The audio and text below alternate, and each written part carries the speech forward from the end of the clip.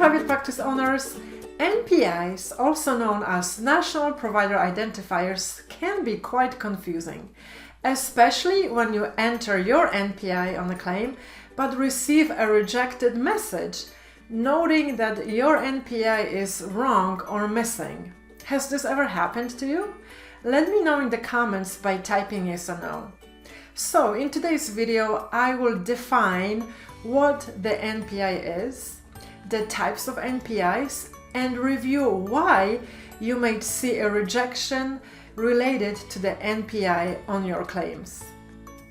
And if you're interested in learning the ins and outs of insurance billing, I have a free on-demand video course covering everything from insurance credentialing through coding all the way to getting paid by health insurance. I included the link for you to enroll and other resources below this video. Before I dive in, if you're watching this video on YouTube, click the subscribe button, and if you're already subscribed to our channel, click on the bell icon to get notifications about our new videos that cover private practice, billing, and entrepreneur topics. Let's get started. What is NPI? NPI stands for the National Provider Identifier, and it's a unique identification number for covered under HIPAA healthcare providers, including therapists. Per HIPAA, covered healthcare providers are required to share their NPI with other healthcare providers, health plans, clearinghouses, and any other entity that needs it for billing purposes. What types of NPIs are there?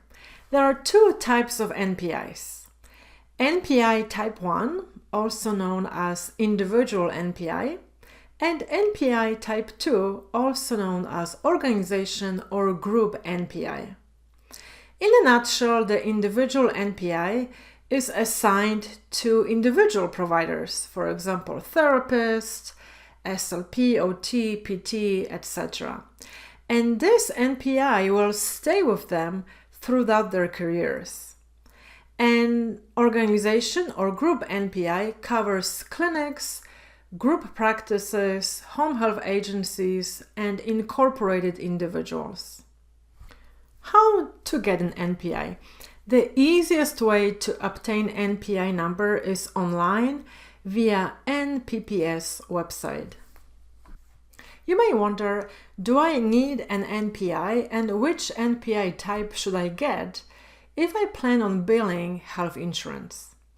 If you are a HIPAA covered entity, meaning you are a healthcare provider, such as a therapist who plans to submit HIPAA transactions, such as medical or professional claims, you must obtain an NPI number. Whether you get an individual or group NPI depends on a few factors. So according to CMS, if your private practice is sole proprietary, and based on the definition from IRS, a sole proprietor is someone who owns an unincorporated business by themselves. So if you are a sole member of a domestic limited liability company, LLC, and elect to treat the LLC as a corporation, you are not a sole proprietary. So if you are a sole proprietary, you're not incorporated, then you must get Type 1 NPI only, which is the individual NPI. And to obtain the individual NPI, you need to use your social security number instead of your employer identification number, also known as EIN. So even if you have an EIN when applying for NPI, you still have to use your social security number if you're obtaining NPI Type 1 and if you are sole proprietary. So sometimes therapists think, well, I'm the only one therapist and the only one who formed a business, so this makes me a solo practice and therefore I'm considered sole proprietary. But even if you are a solo practitioner, even if you are a solo business owner, it doesn't automatically make you a sole proprietary business. And the reason for this is that a solo practice or one individual can be incorporated. So if you're solo in your practice who forms and conducts business under a corporation, you are not considered sole proprietary. And in this case, you should obtain both an individual type 1 NPI and a group type 2 NPI. Another misconception about sole proprietary is that sometimes people think, well, if I'm a solo business owner but have a few office locations and I hired employees, then I'm not a solo practitioner anymore because I have big practice or hired people. But again, according to CMS, it doesn't matter.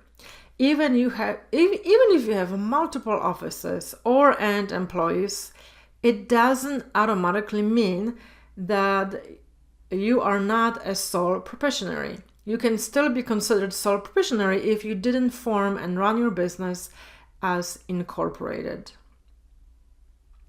The bottom line, whether you need an individual NPI only versus both individual and group NPI depends if your business is incorporated or not. So if you conduct your business under a corporation or if you have a group practice, you still have to get both the individual and group NPI. Now, if you're not sure if you are incorporated or not, you can always reach out to your accountant. Let's talk about NPI and claim rejections. So you got your NPI or NPIs, you entered all information needed on the claim, including your NPI number, but your claim gets rejected, noting that there is an issue with your NPI or you have wrong or missing NPI. So what should you do in this situation? So the first thing is to do is to check the specific rejection reason and review the reason code to see what the insurance note the issue is. Maybe you entered an NPI number that is not on file with the insurance you have a contract with. For example, you're a group practice and you entered an NPI type 2, so group NPI on your claim, but the insurance rejected your claim because it doesn't match the NPI they have for you on their end.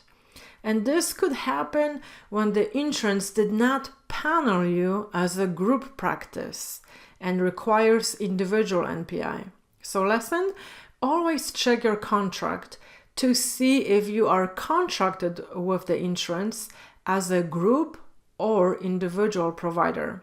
And a side note here, each insurance company may have different requirements to sign a contract with you as a group.